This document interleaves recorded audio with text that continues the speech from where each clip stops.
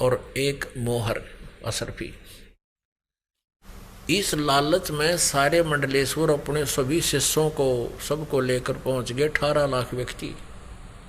और परमात्मा क्या करते थे, कबीर देव जी एक अच्छे नागरिक की भूमिका बता रहे थे कि ऐसे रहा करो और भक्ति किया करो। तुम जितना भी कपड़ा वो बुनते थे धानक रूप में, जुलाहा रूप में लीला करते थे, उन्हें उदाहरण देते थे। गरीब एक निर्धन व्यक्ति की भूमिका करके दिखाते थे कि परमात्मा पाने के लिए घने धन की जरूरत नहीं है, घने धन की आवश्यकता नहीं है, मालिक जैसे राखे नो रहना, लेकिन भक्ति करते रहना। तो उन्होंने वो क्या करते थे, जैसा भी हफ्ते 10 दिन में जो भी उनकी उस जुलाहे की जो झाड़ी बनती थी, मेहनताना बनता था, उसमें से क्या करते थे, अपने घर का आटा नमक मिर्च ले आते थे, आटा दाल, और बाकी का भंडारा कर देते थे, दान कर देते थे, यानी भोजन भंडारा करा देते थे। भक्तों को सत्संग के रूप में बुला के सत्संग सुनाते, भगवान की कथा सुनाते और आहार करा देते थे। संग्रह संचन नहीं करते थे। तो ऐसी गरीबी सतिथि में शाम का आटा नहीं घर पर, शाम का आटा घर पे बस सुबह का हो या ना हो, इस अतिथि में मालिक रहते थे। और उधर से 18 लाख व्यक्ति आगे ये चिट्ठी ले लेकर कि कबीर भंडारा करेगा। अब समय के भाव से थोड़ा संक्षिप्त में सुनाएंगे। जब परमात्मा अपनी कुटिया में बैठे थे, आदरणीय रविदास साहब जी जो परमेश्वर कबीर जी के बहुत निकट रहते थे, वो सुबह सैर सपट्टे को जाने लगे फ्रेश होने के लिए। उन्होंने देखा कि 18 लाख व्यक्ति साधु संत हैं, सभी के पास पत्र है कि कबीर भंडारा करेगा, काशी वाला धानक जुलाहा। तुरंत रविदास जी कबीर जी के पास पहुंचे अपने घर से, रास्ते में उनको देख करके, और कहा प्रभु आज तो हे भगवान, आज तो अपना काशी छूटेगी, ये काशी शहर छोड़ना पड़ेगा अपने को। ऐसे ऐसे सारी कहानी बताई। तब कबीर साहब ने कहा रविदास जी बैठ जाओ यहाँ पर, आओ भगवान की भक्ति करेंगे। आपत्ति को परमात्मा ही टाल सकता है, या तो बेइज्जती होगी, और कोई बात नहीं, अंदर से कुंडी लगा ले और बैठ जा, ले ले माला, भगवान की भक्ति करेंगे। और आपत्ति को वही दूर कर सकता है। आपत्ति के समय में भगवान को ही याद किया जाता है। अंदर से कुंडी ला ली, रविदास जी बैठ गए, भगवान बैठे थे ही, पता था वो तो जान ही जान थे। उधर से परमात्मा अन्य रूप धारण करके पहुंचे सतलोक में, और एक स्वरूप में वहां बैठे। वहां से जब परमात्मा ने यहां से अलार्म कर दिया था कि मैं आ रहा हूं और ऐसे ऐसे तैयारी करो, सतलोक में सचखंड से यानी 9 लाख बैलों के ऊपर सारा भोजन भंडारा वहां से लेकर, और परमात्मा एक केसो नाम के बंजारा रूप बना के, बंजारा होते थे पहले, बैलों के ऊपर ट्रांसपोर्टेशन होती थी, ट्रांसपोर्ट का काम बैलों पर होता था, बैल गाड़ियां भी नहीं थी। और उसमें 100 1000 500 एक लाइन में बैलों को पकड़ के एक दूसरे से बांध कर चलाया करते थे। उनके ऊपर एक किसी शहर से बूरा ले ली, दूसरे से कणक ले ली, ऐसे आदान प्रदान वो करा करते। उनको बंजारे कहा करते, बिजनेस में नॉन एज बंजारा। एक केसो नाम के बंजारे यानी सेठ का रूप बना के, और 9 लाख बैलों के ऊपर सारी सामग्री भर के, और उसके साथ सतलोक से ही वो पुण्यात्मा आई, क्योंकि वहाँ साकार सृष्टि है, मनुष्य सदृश शरीर है वहाँ सबका। और उसके साथ अन्य बंजारे भी यानी सेवादार भी आए सतलोक थे। और काशी के चौपड़ का बाजार था, बहुत खुला लंबा चौड़ा, उसमें तंबू ला दिए और टेंटों में सामग्री अनलोड कर दी बैलों पर तय। सेवादार खाना खिलाने लगे और जय जयकार होगी। कोई पूछा आप कौन हो, मैं केशव हूँ, कबीर परमेश्वर का, कबीर जी का पगड़ी बदल यार हूँ, मैं उसका मित्र हूँ। उनका संदेश गया था कि छोटा सा भंडारा को सामान लेते आना। और वो लोग सुन रहे रह गजब, इसने छोटा भंडारा कहते 18 लाख आदमी एक बार आहार कर रहे हैं, और कहीं बना नहीं रहे, कहीं पर कोई कढ़ाई नहीं चढ़ रही, कोई चूल्हा नहीं, कोई चौका नहीं। सिकंदर लोधी दिल्ली का बादशाह भी काशी पहुंच गया जब उसको भी पत्र लिख दिया, क्योंकि वो कबीर जी को बहुत आदर सत्कार करता था। क्योंकि सिकंदर लोधी को एक भयंकर रोग था, वो परमात्मा कबीर जी के आशीर्वाद से वो ठीक हो गया था। और एक शेख तकी नाम का एक सिकंदर लोधी का धार्मिक गुरु पीर था मुसलमान, वो कबीर जी से बहुत ईर्ष्या करता था, क्योंकि सिकंदर लोधी दिल्ली के बादशाह कबीर जी को ज़्यादा आदर देते थे। उसने ये सोच लिया था कि अब तेरी छुट्टी होगी, और कबीर जी को ये ज़्यादा महत्व देता। फकीर और वजीर ये एक दूसरे ने देख कर राजी नहीं हुआ करते, उनकी टांग कहीं ना कहीं उनकी जो है ना निंदा करते ही रहते हैं, उसकी ईर्ष्या बहुत रखते हैं एक दूसरे से। तो इस कारण से वो शेख तकी ने भी सिकंदर लोधी को भी चिट्ठी लिख दी थी। वो भी इस षड्यंत्र में साथ था शेख तकी। वो साथ आया सिकंदर लोधी को लेकर। चिट्ठी प्राप्त होने पर अकाज पता लग जाएगा सिकंदर लोधी ने कबीर जी को, यो भगवान बताओ, अल्लाह बताता है, अल्लाह का पैगंबर बताता है, आज पता लग जाएगा। क्यों भाग गया होगा, वह मिलेगा ही नहीं। जब सिकंदर लोधी आए उस बाजार में, देखा वहां जय जयकार हो रही, भोजन पाओ जय जयकार करे, वैसा भोजन कभी नहीं खाया, ऐसा भंडारा हो ये भगवान, ऐसा स्वादिष्ट भोजन, और सब कहें जय हो कबीर जी की। वह कबीर की बड़ी दया कर उसने बड़ा भोजन करवाया, और साथ में वो बंजारे एक मोहर दें और एक दोहर दें, विदाई इस केस में भोजन खाते ही वो नारे गुण गाते जा। अब सिकंदर लोधी ने देखा भाई ये क्या, ये भंडारा कौन कर रहा है, कि ये कबीर की तरफ से चिट्ठी गई थी, कबीर दुल्हे की तरफ से वो कर रहा है। वो कहाँ है कि उसका तो पता नहीं, पर उसका एक मित्र बैठा है सामने टेंट में। सिकंदर लोधी गए वहां, भगवान केसो रूप में बैठे थे, एक दूसरे रूप में, बंजारे के रूप में। तब उन्होंने पूछा सिकंदर लोधी ने कि कबीर जी कहाँ हैं, आप कौन हो। परमेश्वर ने यानी केसो रूप में प्रेजेंट परमात्मा ने कहा कि मैं केसो नाम है मेरा, और मैं कबीर जी का मित्र हूँ। मेरे पास एक पत्र गया था कि एक छोटा सा भंडारा है, कुछ सामान लेते आइएगा, और ये दास उनके आदेश से हाजिर है। सिकंदर लोधी ने पूछा कि परमात्मा क्यों नहीं आए, कबीर जी कहाँ हैं, वो क्यों नहीं आए, क्या कारण है। तो उस केशव ने कहा कि उसका दास जो बैठा है उनको आने की क्या आवश्यकता है, वो विश्राम कर रहे हैं अपने घर पे। अब सिकंदर लोधी पर डटा नहीं गया, वहीं पहुंच गए और दरवाज़ा खटखटाया कि प्रभु दरवाज़ा खोलो। तब वो रविदास जी कहने लगे भगवान ये तो यहाँ भी आगे, दरवाज़ा खटखटा दिया। उन्होंने सोचा वो आगे रोटी खानी है। अब कबीर जी बोले भाई बोलिए मत ना कुंडी खोलिए और चुप करके मंत्र कर दो, या किसी प्रकार आज का दिन पूरा हो, रात को भाग जाएंगे, अपन चल पड़ेंगे कहीं दूर जाकर बसेंगे। अब ये लीला कर रहे थे भगवान। कहते हैं परमात्मा करे करा वसाइयाँ, मन में लहर उठा दादू से दर जीव के आप बगल हो जा। अपने को छुपाए रहता है, सबका पालन करता है, अपना नाम नहीं लेत।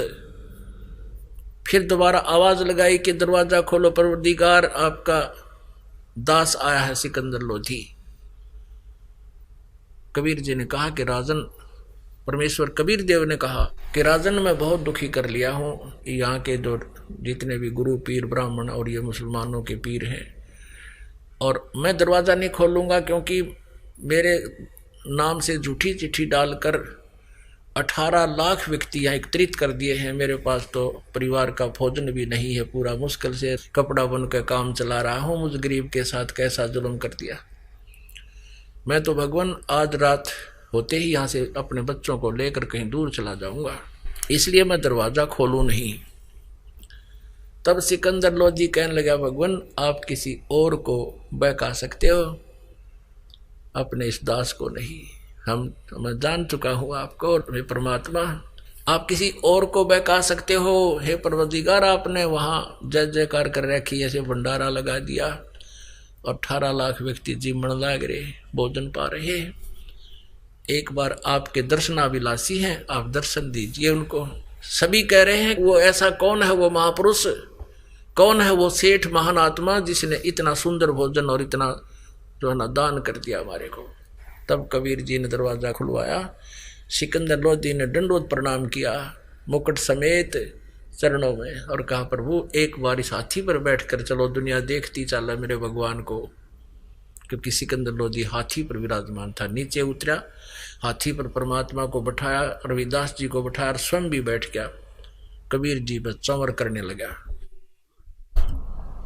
जो ही कबीर परमेश्वर जी अपनी झोपड़ी से बाहर आए, कुटिया से, आसमान से फूलों की वर्षा होने लगी, सुगंधित फूलों की वर्षा। पूरे मेले में चले गए, सब जय जयकार करें कि ये है कबीर जी, इस पर सिकंदर लोधी चंवर करे, यु राजा चंवर करे ना, ये है वो कबीर जी। और सबको 18 लाख व्यक्तियों को 3 दिन और 3 रात भोजन कराया। और सबको प्रत्येक भोजन के बाद ऐसे ही एक दोहर और एक मोहर दे रहे थे। तीसरे दिन जब वो चलने लगे, दोनों रूप में परमात्मा डबल रोल में खड़े हैं, केशव और कबीर रूप में। सिकंदर लोधी खड़ा, शेख तकी खड़ा। शेख तकी की तो मासी मरगी जब नो देखा जयकार हो रही भगवान कबीर साहब की, उस ईर्ष्यालु दुष्ट की, उसके समझ में नहीं आया कि इसे भगवान को छोड़कर तू क्या बकवास कर रहा है। परमात्मा की वाणी में है कि राज तजना सहज है, सहज त्रिया का ने, मान बढ़ाई ईर्षा दुर्लभ तजनाई। इंसान जब मान बढ़ाई और ईर्षा छोड़ दे तो यू देवता बन जा और भगवान पा सकता है, लेकिन वो छूटती नहीं। इसी रोग से ग्रस्त था शेख तकी, सिकंदर लोधी का धार्मिक गुरु। अब तीसरे दिन समापन हुआ।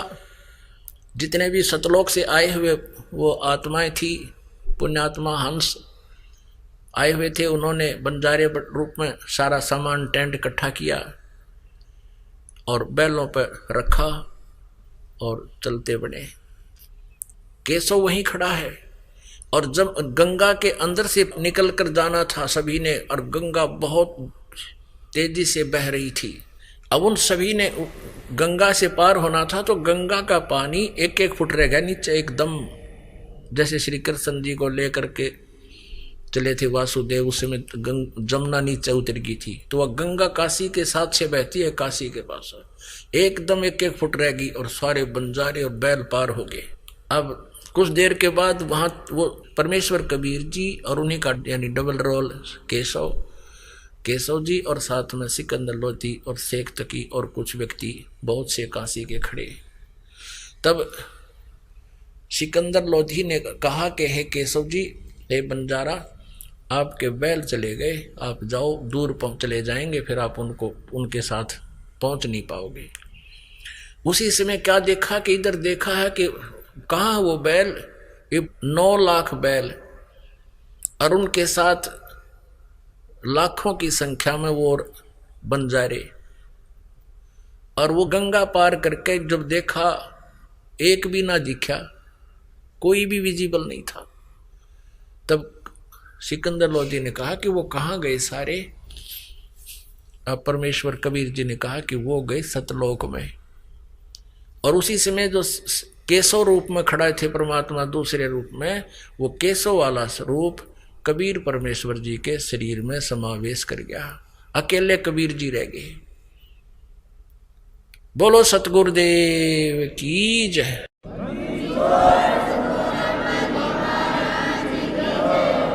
अब यहां परमात्मा कहते हैं, अब शेख तकी ने बोला इसे ऐसे भंडारे में 100 कर दूं, इसको के नारे कर दिए, आप राजा हो, आप पता नहीं कितना कुछ कर दो, इसने क्या किया है, तो डुप्लीकेट सा काम कर। अब परमात्मा सूक्ष्म वेद की वाणी में कहते हैं, कोई कहे जग जो नार करी है, कोई कहे महोछा। महोछा कहते हैं जो किसी मजबूरी में किसी के बताने पर थोड़ा बहुत धर्म पुण्य करना पड़ता है, उसकी मजबूरी सी होती है।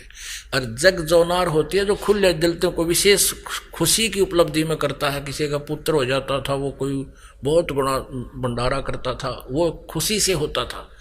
तो यहाँ क्या बताते हैं, कोई कहे यज्ञ जोनार करी है, खुले दिल से भाई भंडारा किया, कोई कहे महोछा, ये तो महोछा सा किया है जैसे कोई मृत्यु पर करते हैं मजबूरी में। और कहते बड़े बड़ाई दिया करें, ये गाड़ी काटे ओछा। कहते महान आत्मा ही दूसरे की बड़ाई कर सकता है, और नीच आत्मा तो कितना अच्छा आदमी है उसकी बुराई ही करता है, गालियां निकालता है। ऐसी स्थिति थी उस शेख तकी की। तो यहाँ इससे ये सिद्ध हुआ है, साईं इतना दीजियो जिसमें कुटुंब समावे, हम भी भूखे ना रहे, अतिथि न भूखा जावे। अब परमात्मा कबीर जी ने बताया है कि उस समय मेरे घर पर 18 लाख अतिथि आ गए, वो भी 3 दिन की टेक दी उन्हें लाठी, 3 दिन के जोड़े रख दिए, 3 दिन का आदेश है भोजन करा। वो 18 लाख अतिथियों को वो मोहन भोजन कराया परमात्मा ने, जो इस पृथ्वी पर उपलब्ध नहीं। ये हमें संदेश दे रहे हैं परमात्मा उदाहरण दे करके, तुम यदि मेरे तरह ऐसे जैसे मैं लीला करके जा रहा हूं एक नेक नागरिक की तरह रहो, बुराई सब त्याग दो, अन्य पूजाएं मत करो। जो साधना जो भक्ति परमात्मा ने बताई, जो स्वयं लीला करके दिखाते थे, वैसे तुमको क्या जरूरत है। कहते हैं ऐसे तुम करते रहोगे तो उस समय आपके रिक्वायरमेंट ऑफ फैमिली, यानी आपके कोई भी आवश्यकता होगी वो सारी पूरी होंगी, और ऐसी भी कोई आपत्ति आई तो नो टालूंगा, जैसे वो भंडारा करके दिखा दिया। तो परमात्मा कहते हैं तुमने अगर कोई मांगना भी है मेरे से, ऐसे मांगो और ऐसी साधना कीजिए, आपके भाग्य में ना होगा तो दूंगा, लेकिन दूंगा इतना जितना तुम्हें हानि ना कर जावे। पुणात्माओं इससे आगे और के मांगेंगे, आई आपत्ति टल जा, 2 दिन की गुजरान जगत में जड़ा बिरानी आगरे।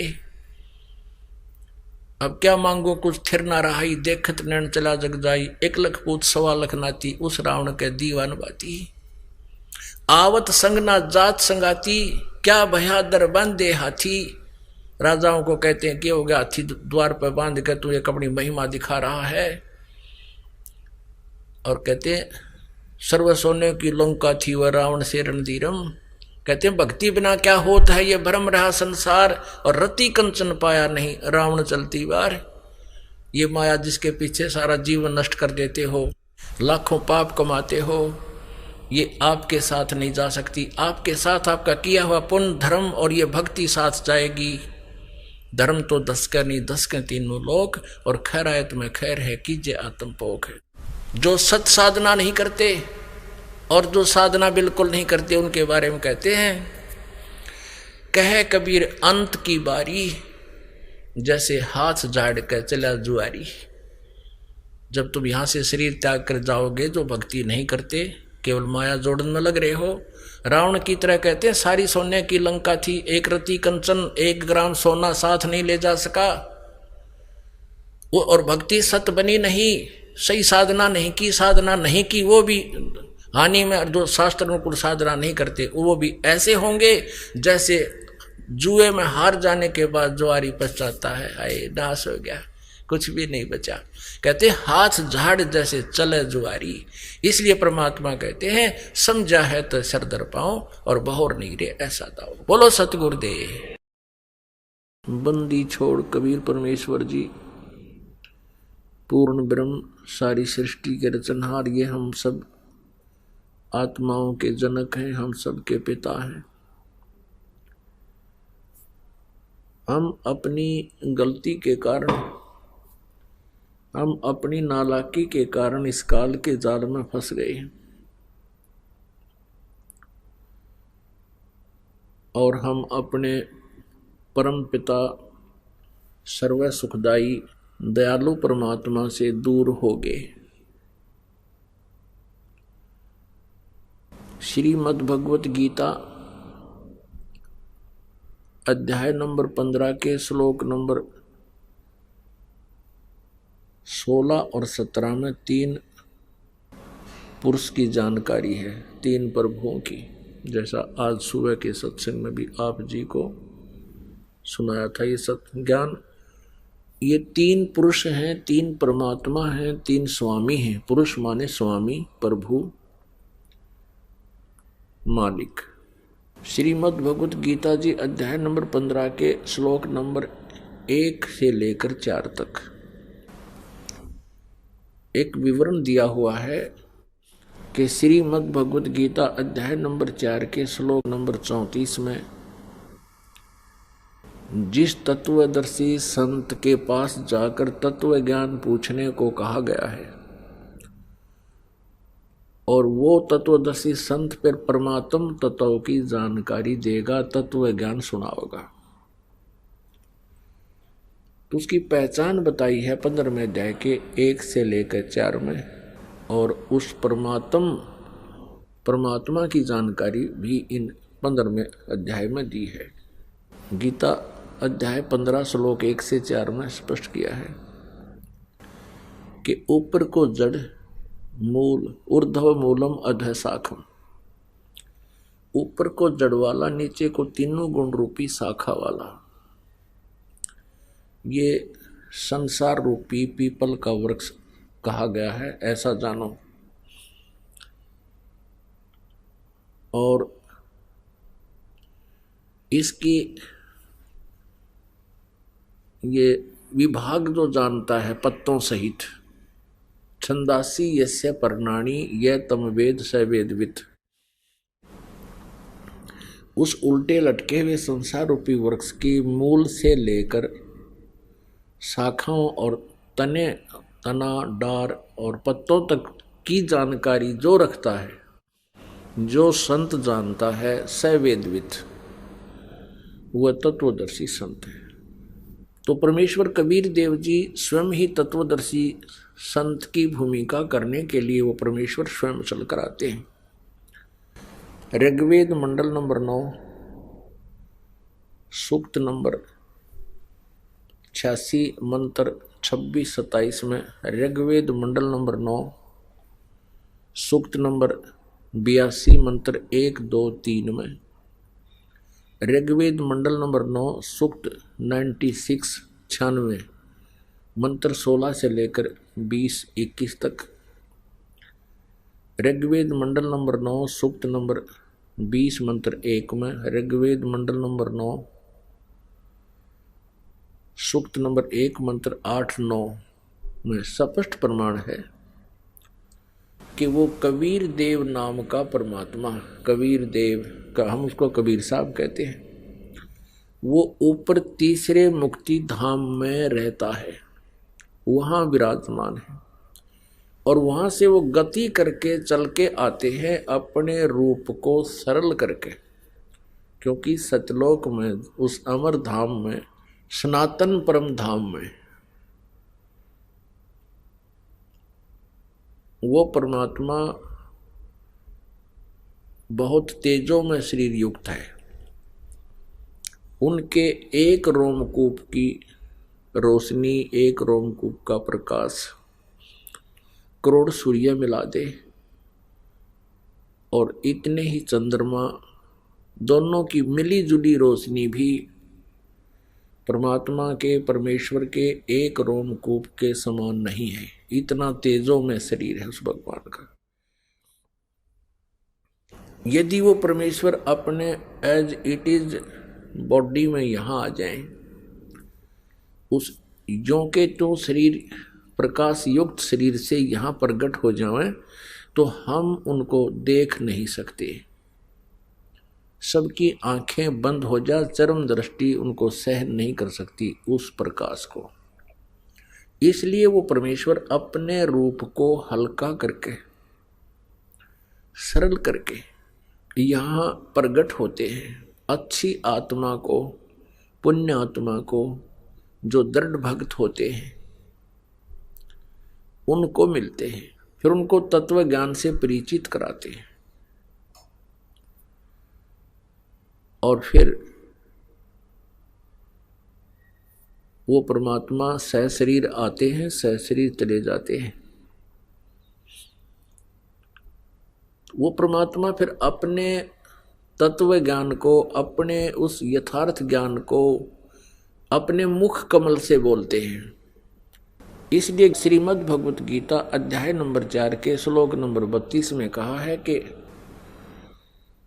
जो यज्ञों की जानकारी, यज्ञ माने धार्मिक अनुष्ठानों की जानकारी, गीता जी अध्याय नंबर 4 के श्लोक नंबर 25 से लेकर 31 तक कहा है।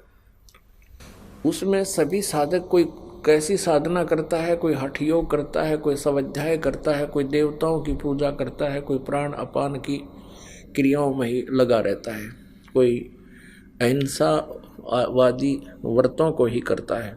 तो इस प्रकार के चौथे अध्याय के 32वें श्लोक में कहा कि इस प्रकार के धार्मिक अनुष्ठानों की जानकारी विस्तार के साथ सच्चिदानंद घन ब्रह्म की वाणी में, जैसे आज सुबह दिन में भी बताया था, यही जानकारी दी थी आपको, क्योंकि ये अध्यात्म ज्ञान है और आप जिन कभी सुना नहीं, इसलिए बार बार आपको ये आवर्ती करके आपके कंठस्थ कराया जा रहा है।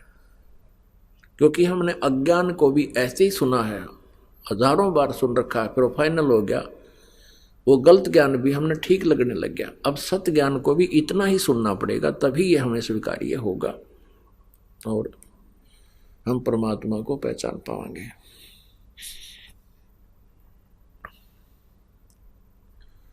वो परमात्मा अपने अध्यात्म ज्ञान को स्वयं ही प्रदान करने के लिए आते हैं। तो सच्चिदानंद घन ब्रह्म की वाणी में इन्होंने यह गलत अनुवाद कर दिया। चौथे अध्याय के 32वें श्लोक का इन्होंने ब्रह्मणे मुखे का अर्थ कर दिया वेद की वाणी। ये गलत है, क्योंकि गीता जी अध्याय नंबर 17 के श्लोक नंबर 23 में ब्रह्मणे का अर्थ इन्होंने ही अनुवाद किया है सच्चिदानंद घन ब्रह्म। बिल्कुल सही है। और ब्रह्मणे का अर्थ वेद नहीं हो सकता। ब्रह्म का अर्थ भी वेद करते हैं, ये गलत करते हैं, क्योंकि वेद तो भगवान का विधान है, संविधान है, उसकी जानकारी है, उसके बारे में महिमा लिखी है। और ब्रह्म भगवान को कहते हैं। ब्रह्म परमात्मा, ब्रह्म कहो, पुरुष कहो, गॉड कहो, अल्लाह कहो, लेकिन यहाँ सरपुरुष, अक्षर पुरुष, सरब्रह्म, अक्षर ब्रह्म, परम अक्षर ब्रह्म इसलिए कहना पड़ा क्योंकि ये अन्य भक्त भी अपने आप को यहाँ पर भू बनाए बैठे हैं। तो यहाँ लिखा को सच्चिदानंद घन ब्रह्म की वाणी में विस्तार से कहे हैं यज्ञों की जानकारी, और उनको कर्म जान, वो कर्म करते हुए अपना दैनिक कार्य करते हुए उनकी उसका सिमरन अनुष्ठान यानी होता है, और उसको जानकर फिर सभी कर्मों से मुक्त हो जाता है। तो वो सच्चिदानंद घन ब्रह्म की वाणी, ब्रह्मणे मुखे का अर्थ है सच्चिदानंद घन ब्रह्म यानी परम अक्षर ब्रह्म, पूर्ण परमात्मा, सत्य पुरुष के मुखारविंद से उच्चरित वाणी। उसमें विस्तार से कहा, तो उस वाणी में परमेश्वर कबीर देव जी ने कहा है 15वें अध्याय का 1, 2, 3, 4 इसका, और 16 और 17 में उल्टे लटके हुए संसार की वृक्ष की जानकारी देते हुए परमेश्वर ने बताया है। अब गीता अध्याय नंबर 15 का श्लोक नंबर 1 में स्पष्ट किया है कि जो संत, जो व्यक्ति, जो कोई भी इस संसार रूपी वृक्ष के सभी विभागों को पत्तों सहित बता देगा, जड़ से लेकर टहनी तना सब कुछ बता देगा, वो तत्वदर्शी संत है, वो वेद के तात्पर्य को जानने वाला है। तो परमात्मा स्वयं ही तत्वदर्शी संत बनकर आते हैं, वो भूमिका भी वो स्वयं ही करते हैं। क्या बताया है मालिक ने? कबीर अक्षर पुरुष एक पेड़ है, निरंजन वा की डार, तीनों देवा शाखा है, भाई पातरो संसार। ये देखिएगा परमात्मा ने जो बताया है वो देखिएगा। संसार रूपी वृक्ष श्रीमद् भगवत गीता अध्याय 15 के श्लोक नंबर 1 से लेकर 4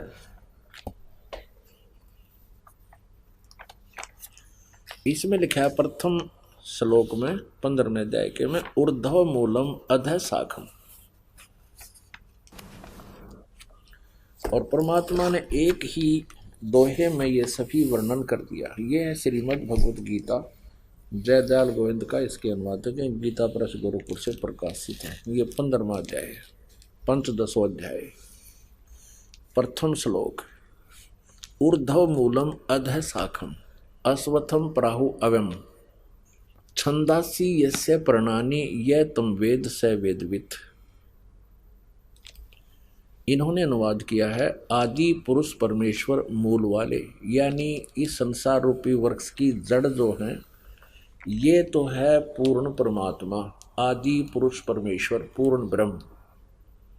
मूल वाले और अधः शाखम नीचे को शाखा वाले, इस संसार रूपी पीपल के वृक्ष को अविनाशी कहते हैं। यो अविनाशी रचना है उस मालिक की। और छंदासी यस्य प्रणानी, जिसके पत्ते वगैरह ये विभाग हैं उसके। ऊर्ध्व मूलम अधः शाखम, ऊर्ध्व मूलम अधः शाखम, अश्वत्थम प्राहु अव्यम, छंदासी यस्य प्रणानी, यानी इसके छंद विभाग जड़, तना, मोटी डार, शाखा और ये पत्ते, प्रणानी माने पत्ते। और जो इस पूरे संसार रूपी वृक्ष की सभी विभागों को बता देता है, इसके छंद यानी विभागों को बता देता है। स वेदवित, वो तत्वदर्शी संत है। परमात्मा ने, कबीर देव जी ने अपनी अमृतवाणी में, सच्चिदानंद घन ब्रह्म की वाणी में कहा है, कबीर अक्षर पुरुष एक पेड़ है, निरंजन वाकी डार, निरंजन सर्व ब्रह्म को कहते हैं, सर्व पुरुष को। तीनों देवा, रजगुण ब्रह्मा, सदगुण विष्णु, तमगुण शिव जी, तीनों देवा शाखा हैं और पात रूप संसार। परमात्मा ने कितनी सिंपल लैंग्वेज में, साधारण भाषा में बता दिया 15वें अध्याय का पूरा सारांश कि अक्षर पुरुष एक पेड़ है। ये जमीन से जो बाहर दिखाई देता है जो पोर्शन, उसको पेड़ बोलते हैं।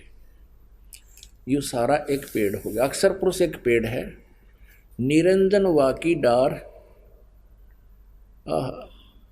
ये सरब्रह्म भी बोलते हैं इसको, सरपुरुष भी, सरब्रह्म, सरपुरुष, सरब्रह्म भी कहते हैं इसको, सरपुरुष भी कहते हैं, काल ब्रह्म भी कहते हैं, डार भी। ये डार है और इसके 3 शाखा हैं। इस सरब्रह्म के, ज्योति निरंजन के ये 3 पुत्र हैं, रजगुण ब्रह्मा जी, सतगुण विष्णु जी, तमगुण शिव जी।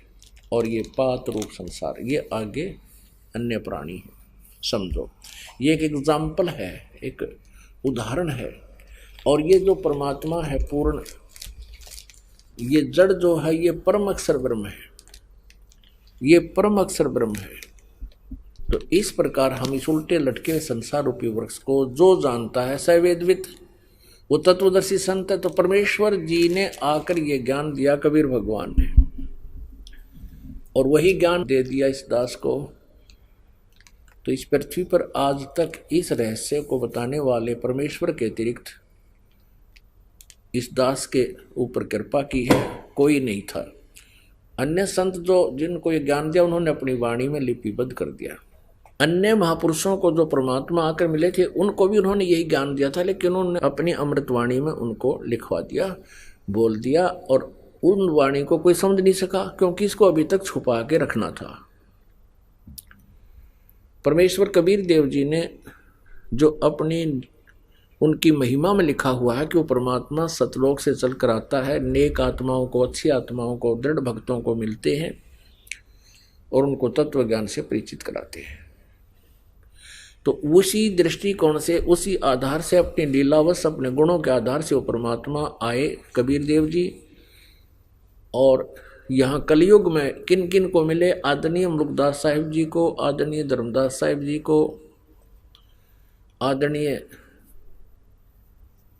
दादू साहिब जी को, आदरणीय नानक साहिब जी को, आदरणीय गरीबदास साहिब जी को, छुड़ानी वाले, जिला दद्दर हरियाणा, आदरणीय घीसादास साहिब जी को, गांव खेखड़ा, जिला मेरठ उत्तर प्रदेश वाले को, आदरणीय नामदेव जी को, महाराष्ट्र में जो हुए हैं पुंडरपुर में, उन महात्मा को।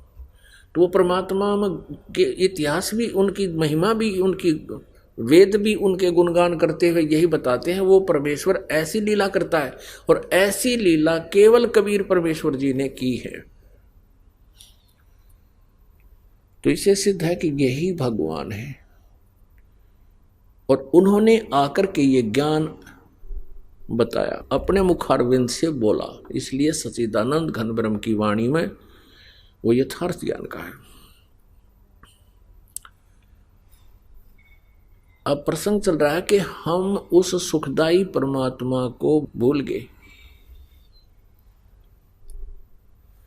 वो परमात्मा है, परमात्मा उसे कहते हैं जो सुख देता है, दुख नहीं देता। और श्रीमद् भगवत गीता अध्याय नंबर 15 के श्लोक 16 और 17 में ये 3 पुरुष बताए हैं, सरपुरुष, अक्षर पुरुष और उत्तम पुरुषत्व अन्य। वो परम अक्षर पुरुष यानी परम अक्षर ब्रह्म कहो चाहे पुरुष कहो, सर ब्रह्म कहो चाहे सर पुरुष कहो, ये 21 ब्रह्मांड का स्वामी है। इसको सिंपल में ब्रह्म बोल देते थे, क्योंकि जैसे किसी एक विभाग का, जैसे किसी एक महकमे में, जैसे डिस्ट्रिक्ट के अंदर डिप्टी कमिश्नर होता है, उसका एक ऑफिस होता है। उस ऑफिस में जितने भी, उसके कार्यालय में जितने भी कर्मचारी अधिकारी कार्यरत होते हैं, वो एक दूसरे से संबोधन करते हैं कि ये काम, ये कार्य साहब ने बोला है। वो ये नहीं कहते बार बार कि डीसी साहब ने बोला है। उनके लिए अंडरस्टूड होता उनका साहब डिप्टी कमिश्नर या डीसी है। इसी प्रकार कोई एसपी ऑफिस में काम करते हैं तो वो को काम, एक कार्य एक दूसरे को बताते हैं कि ये ऐसा करो, साहब ने बोला है। उनके लिए अंडरस्टूड है एसपी साहब और उनके लिए अंडरस्टूड है डीसी साहब।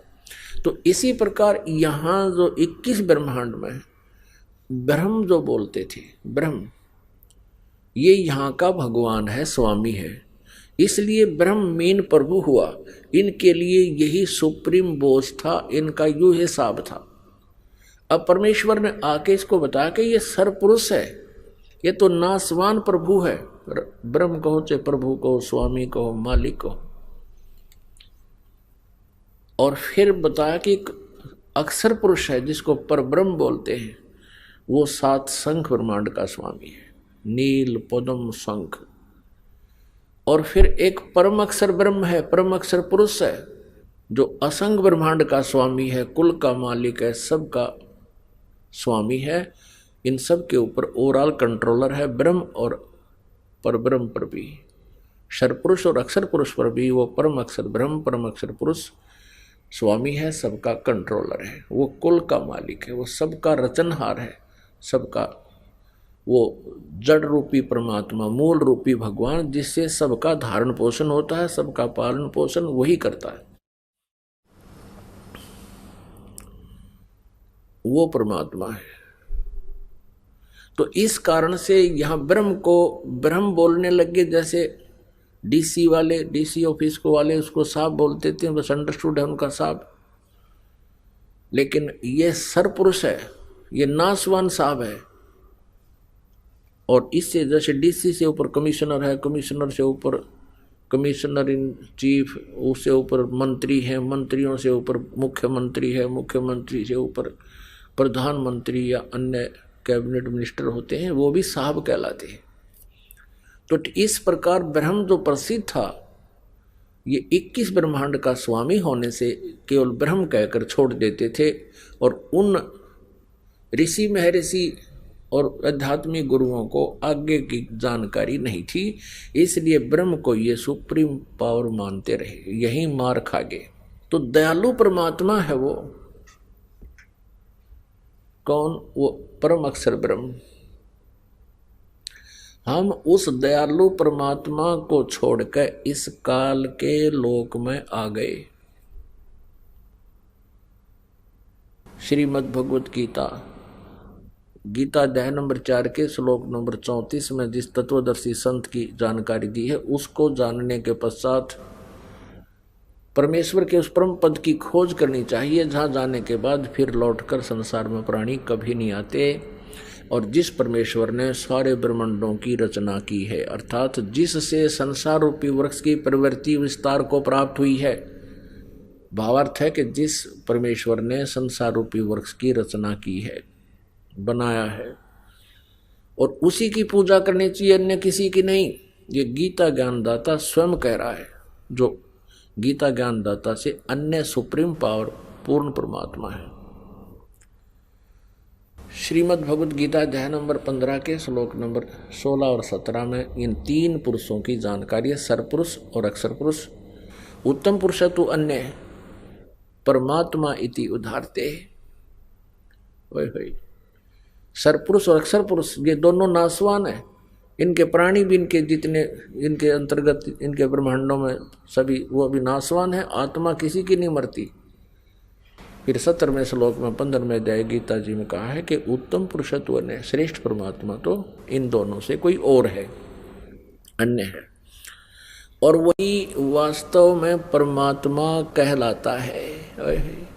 वही परमात्मा इति उदाहरते, उसको परमात्मा कहा जाता है। वास्तव में वो परमात्मा है। परमात्मा की परिभाषा क्या है? परमात्मा श्रेष्ठ आत्मा। अपनात्मा यहाँ के मालिक को परमात्मा कैसे कहें?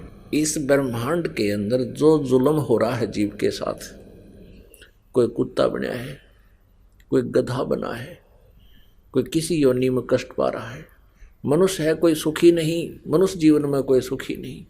किसी का हाथ कट गया, किसी कोई अंधा है, कोई लंगड़ा है, कोई लूला है। पहले तो ये मन एजेंट छोड़ दिया इसने इस आत्मा के ऊपर, एक मिसगाइडर छोड़ दिया, इसका गाइड बना दिया, लेकिन ये करता है मिसगाइड इसको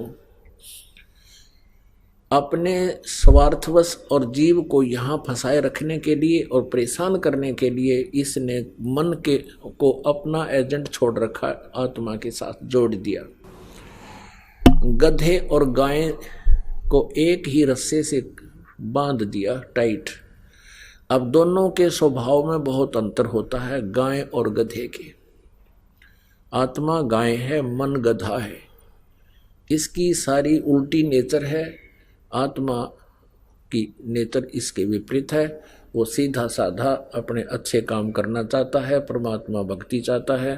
तो पहले तो ये मन सारी बकवाद करवाता है। देखो भोजन कितना सुंदर आहार है, खाना बनाओ, रोटी बनाओ, हलवा बना लो, पूरी बना ले, कचौरी बना ले, सब्जी, दही, बड़े, किशमिश, काजू, सेब, संतरे, कितने सुंदर आहार है। लेकिन इसने कर्म बिगड़वाने से मतलब है बीड़ी पी होगा। जब बस सीख लेंगे एक दूसरे ने, कितना आग लगी सारे का। बताया बीड़ी पीने की चीज है, हुक्का पीने की वस्तु है।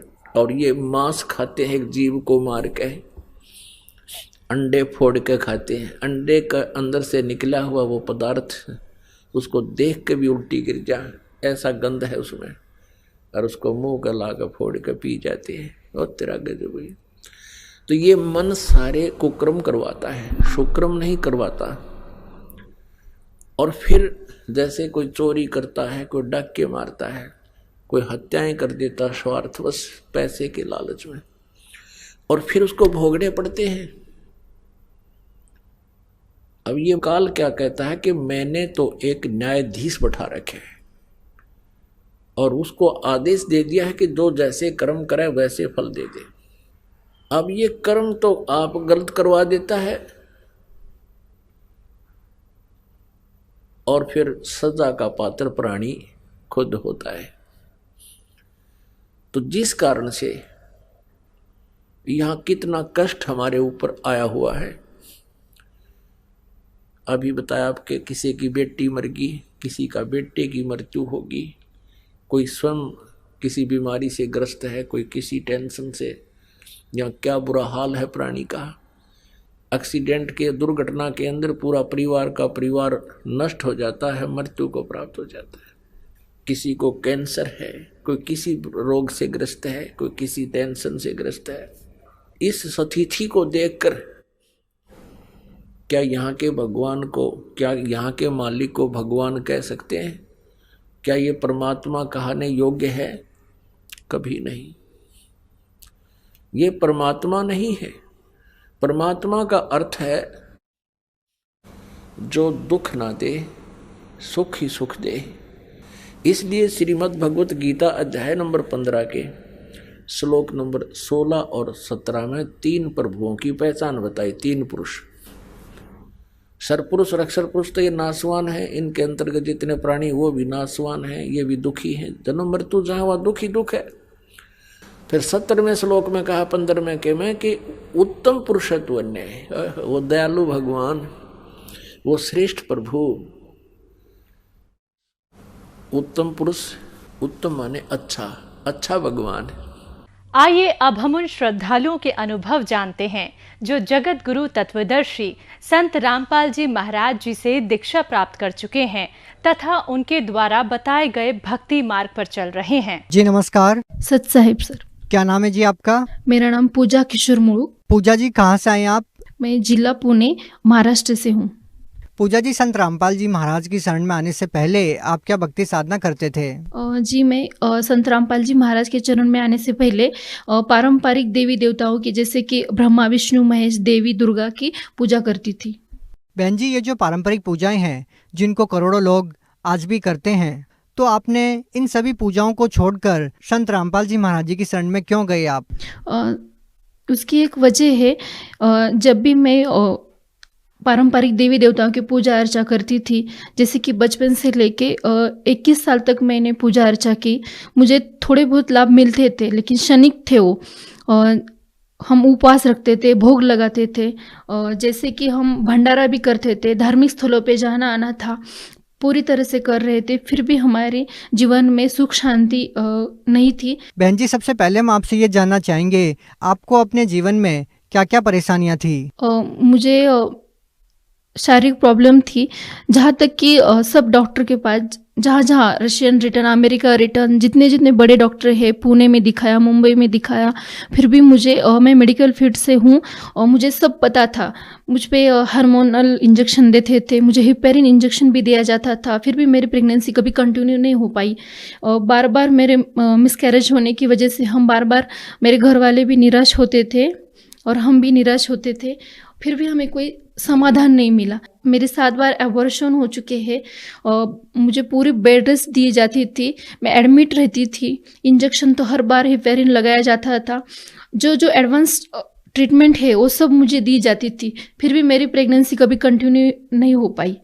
बहन जी, आप खुद मेडिकल फील्ड से बिलोंग करते हैं, इसके बावजूद भी आपको इतनी सारी परेशानियां थी, आपने सभी प्रकार की मेडिकल सुविधाओं का लाभ उठाया, उसके बावजूद भी आपको कोई लाभ नहीं मिल पाया, आप जो पुत्र प्राप्ति चाहते थे वो आपको नहीं हुई, तो फिर आपको संत रामपाल जी महाराज के बारे में कैसे पता लगा?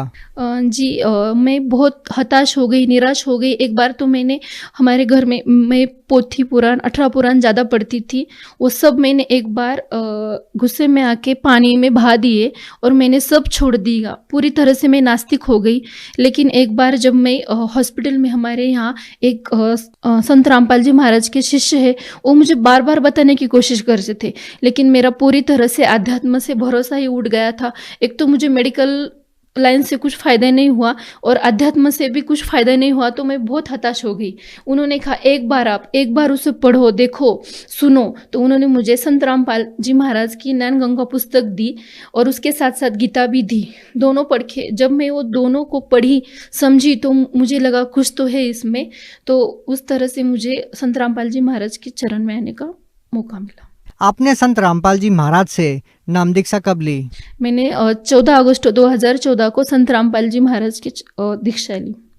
बहन जी देखिए, सबसे पहले हम आपसे ये बात जानना चाहेंगे, आप महाराष्ट्र के पूना से बिलोंग करते हैं और संत रामपाल जी महाराज जी हरियाणा से हैं, तो क्या आपके परिवार में या आपके किसी फ्रेंड ने इस बात का ऑब्जेक्शन नहीं उठाया कि अगर आपको गुरु बनाना ही है तो महाराष्ट्र के ही किसी संत को गुरु बना लें, महाराष्ट्र के ही किसी संत से, किसी गुरु से नामोपदेश ले लेंगे तो आपको उनसे ही लाभ हो जाएगा, आपको इतनी दूर नहीं जाना पड़ेगा? जी हाँ, मेरी पूरी फैमिली एजुकेटेड है, मेरे पति भी ग्रेजुएट है, मैं भी पीजी पास हूँ, फिर भी हम जब भी कुछ सोचते थे तो हर एक गुरु ऐसा होता है कि अपना अपना धर्म, अपना अपना हिसाब से चलता है। लेकिन संत रामपाल जी महाराज के जब हमने सत्संग सुने, उनके वीडियो देखे, उनकी पुस्तक ज्ञान गंगा पढ़ी, तो उसमें सब जाति पाति एक करके ऐसे गुरु पूरे विश्व में नहीं है। इसकी वजह से मेरे पति ने कभी मुझे रोका भी नहीं और मुझे गुरु करने की परमिशन भी दे दी। आपने संत रामपाल जी महाराज जी से महाराष्ट्र से इतनी दूर जाके नाम दीक्षा ली और उनके अनुयायी लगातार इन बातों का दावा करते हैं कि उनसे नाम दीक्षा लेने के बाद उनके असाध्य रोग दूर हो जाते हैं, उनको धन की प्राप्ति होती है, उनको संतान की प्राप्ति होती है। तो हम आपसे जानना चाहेंगे, आपको भी अपने जीवन में एक संतान चाहिए थी। हम आपसे ये जानना चाहेंगे क्या आपको संत रामपाल जी महाराज से नाम दीक्षा लेने के बाद संतान प्राप्ति हुई? जी हाँ, मैं आप सबको ये बताना चाहती हूँ कि जहाँ पे मेडिकल साइंस ख़त्म होता है, मेरी पूरी निराशा हो चुकी थी। मैं खुद को समाप्त करने पे तुली थी। उसी समय मुझे एक बार हमारे संत रामपाल जी महाराज के शिष्य ने बताया कि एक बार आप जाओ। मैं खुद, मेरे पति ने मुझे भेजा भी वहाँ पे, मैं खुद वहाँ बरवाला आश्रम चली गई। वहाँ पे गई, जाने के बाद सब डॉक्टर ने बोला था कि आप कभी माँ नहीं बन सकती, कभी आपको बच्चे नहीं हो सकते। एक पुजारी ने तो बोला था कि जब आप पत्थर पे पत्थर मारोगी तभी आपको एक हाथ चमत्कार होगा, तभी आपको कुछ तो होगा। तो संत रामपाल जी महाराज के चरण में जाने के बाद मुझे ऐसा चमत्कार हुआ। 1 साल में मुझे एक लड़की हुई, वो बहुत स्वस्थ और सुंदर भी है। क्या जब आपने संत रामपाल जी महाराज से नाम दीक्षा ली उसके बाद आपको प्रेगनेंसी में कोई दिक्कत नहीं आई? नहीं, एक बार मुझे रोज हिपैरिन लेना पड़ती थी। बहुत सारी 30 या 32 टैबलेट थी, रोज खानी सुबह शाम पड़ती थी। और पूरे दिन में लेटी रहती थी, दिन भर रात भर, 1 मिनट भी उठ नहीं पाती थी, एडमिट रहती थी। लेकिन जब से मुझे प्रथम नाम ही मिला था, मुझे जब प्रेगनेंसी हुई तो मैंने 4 महीने ड्यूटी भी की। 4 महीने के बाद एग्ज़ाम होता है, मैं पीजी की एग्ज़ाम देती थी पुणे यूनिवर्सिटी में, तो मैंने 3 घंटे का अप डाउन भी किया। उसी समय मुझे कुछ प्रॉब्लम नहीं हुई। उसके बाद जब बच्ची हुई तो मैं सीजर करना चाहती तो वो नॉर्मल हो गई। और भगवान की दया से 8 महीने में डिलीवरी होती तो बच्चे का वजन भी बहुत अच्छी तरह होता था। बहन जी, इतने सारे अबॉर्शन होने के बाद नॉर्मल डिलीवरी का होना बहुत मुश्किल है, तो आप क्या कहना चाहेंगे? डॉक्टर भी, जो मेरे डॉक्टर थे, मैंने नॉर्मली ट्रीटमेंट डॉक्टर के पास रखी थी, वो भी डॉक्टर अचंभित हो गए कि आपके इतने सारे अबॉर्शन होने के बाद भी आपने इस अच्छी तरह से पूरी प्रेगनेंसी कंटिन्यू की। वो बोल रहे थे कि प्रेगनेंसी में हिपैरिन, हार्मोनल इंजेक्शन दिए जाते थे। तो जब मेरी 2 लड़कियां हैं तो बिल्कुल भी मुझे अभी हार्मोनल इंजेक्शन नहीं दिए, पूरी तरह से दोनों बच्चियां नॉर्मल। दीक्षा लेने के बाद आपको और कोई भी लाभ मिले? जी हाँ, जब हम एक बार ऐसा हुआ, जब हम ऑपरेशन थिएटर में ऑपरेशन करने के लिए गए थे, हमारा कैंप होता है, तो वहाँ पे फ्यूमिगेशन थोड़ा प्राइवेट हॉस्पिटल में था वो ओटी। जब हमारा थोड़ा फ्यूमिगेशन कम ज़्यादा होने की वजह से हमारी आँख की पूरी रोशनी चली गई। घर पर आने पर सब स्टाफ था हमारा, उनको थोड़ी थोड़ी दिक्कत होने लगी। मुझे भी, हमारी पूरी आंखें ब्लैंक हो गई, हमें कुछ भी नहीं दिखाई देता था। हम टेंशन में आ गए कि क्या हो रहा है हमारे साथ, क्या हुआ होगा। जब हमने एक दूसरे को फ़ोन लगाया तो सबको ऐसा ही होने लगा था। सब डॉक्टर के पास चले गए, लेकिन मैं डॉक्टर के पास, क्योंकि शाम का टाइम था तो चली नहीं गई। तो जब मैं रात भर संत रामपाल जी महाराज से प्रार्थना करती थी कि परमात्मा तुम ही मुझे बचाओ, जो करना है वो हमारे साथ, संत रामपाल जी महाराज तुम ही हमारी रक्षा करो। और सुबह तक मैं संत रामपाल जी के महाराज के सामने ही बैठी रही, और सुबह होते ही हमारी रोशनी चली आ गई और कुछ प्रॉब्लम नहीं, डॉक्टर के पास भी बिल्कुल जाना नहीं पड़ा हमें। आंखों की रोशनी लौट आना ये थोड़ा सा हैरान कर देने वाला है, क्योंकि जिनकी आंखों की रोशनी चली जाती है उनको बहुत सारा मेडिकल ट्रीटमेंट लेने के बाद भी आराम नहीं मिलता। आपको इन सभी चीज़ों से कैसे लाभ मिला? आपकी आंखें कैसे ठीक हुई? जिसके साथ यही होता है ना, तो उससे वो चमत्कार से ज़्यादा कम नहीं होता। जिसको मतलब इसका अनुभव नहीं होता, हमारे साथ वो हुआ जो हुआ, हम इतने ब्लैंक थे कि कल क्या होगा हमें पता नहीं था सबको। लेकिन मुझे विदाउट डॉक्टर न जागते भी मेरी रोशनी ठीक हो गई। मेरे पति जो बिजनेस करते हैं, उनका भी थोड़ा पैसा था हमारे पास, लेकिन बरकत नहीं थी। जब से संत रामपाल जी महाराज के चरण में आए, हम उनसे नाम दीक्षा ली है, हम उनका जाप वगैरह करते हैं, तब से जो भी है तो कम नहीं बल्कि बढ़ रहा है, और सुख शांति से हम अभी रह रहे हैं। और मेरे पति को गुटखे की आदत थी, बहुत ख़राब थी वो। उन्होंने 2-3 बार डॉक्टर के पास व्यसन मुक्ति केंद्र में छुड़ाने की भी प्रयास किया, उनको नहीं चाहिए था लेकिन छूट नहीं रहा था। और मीट बहुत ज़्यादा खाते थे वो, तो वो भी नहीं छूट रहा था। सब बोलते थे कि इसका मीट जिंदगी भर कभी नहीं छूटेगा। लेकिन संत रामपाल जी महाराज की ऐसी दया हुई, उन्होंने नाम लेते ही गुटखा और मीट उसी दिन से बंद किया है। उन्होंने बहुत बार प्रयास किया, उन्होंने बहुत बार कोशिश की, लेकिन कभी नहीं हुआ। लेकिन संत रामपाल जी महाराज से नाम दीक्षा लेने के बाद वो सब बुरी आदतें छूट गई। बहन जी, हम आपसे ये जानना चाहेंगे कि आप महाराष्ट्र के पुणे से बिलोंग करते हैं और संत रामपाल जी महाराज जी हरियाणा से हैं, तो महाराष्ट्र में भी बहुत सारे संत हैं, तो हम आपसे ये जानना चाहेंगे कि संत रामपाल जी महाराज अन्य संतों से किस प्रकार से अलग है, इतने सारे लाभ आखिर वो देते कैसे हैं अपने शिष्यों को? संत रामपाल जी महाराज अन्य संतों से ऐसे अलग है कि वो जो बात बोलते हैं, सत्संग सुनाते हैं, वो खुद मन का नहीं सुनाते।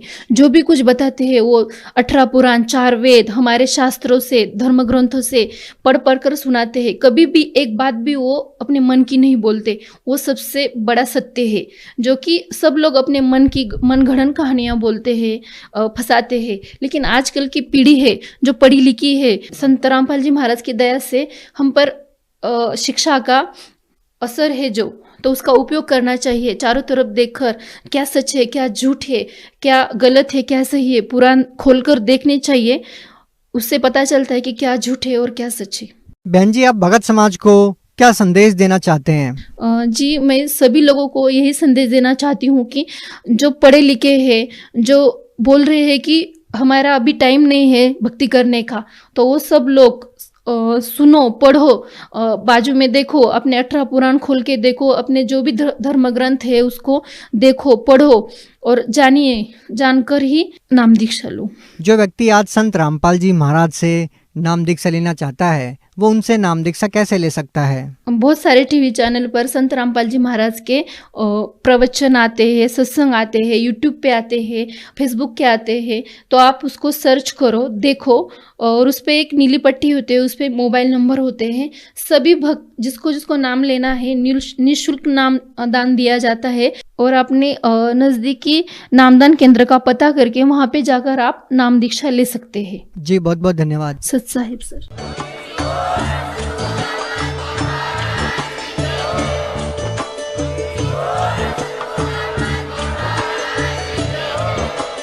आप सुन रहे थे जगत गुरु तत्वदर्शी संत रामपाल जी महाराज जी के मंगल प्रवचन। अधिक जानकारी के लिए विजिट कीजिए हमारी वेबसाइट www.jagatgururampalji.org। संत रामपाल जी महाराज जी के शुभ आशीर्वाद से पूरे विश्व भर में 500 से भी ज्यादा नाम दीक्षा केंद्र हैं, जिन पर संत रामपाल जी महाराज जी द्वारा ऑनलाइन निःशुल्क नाम दीक्षा दी जा रही है। अपने नजदीकी नाम दीक्षा केंद्र का पता करने के लिए संपर्क करें 8222880541।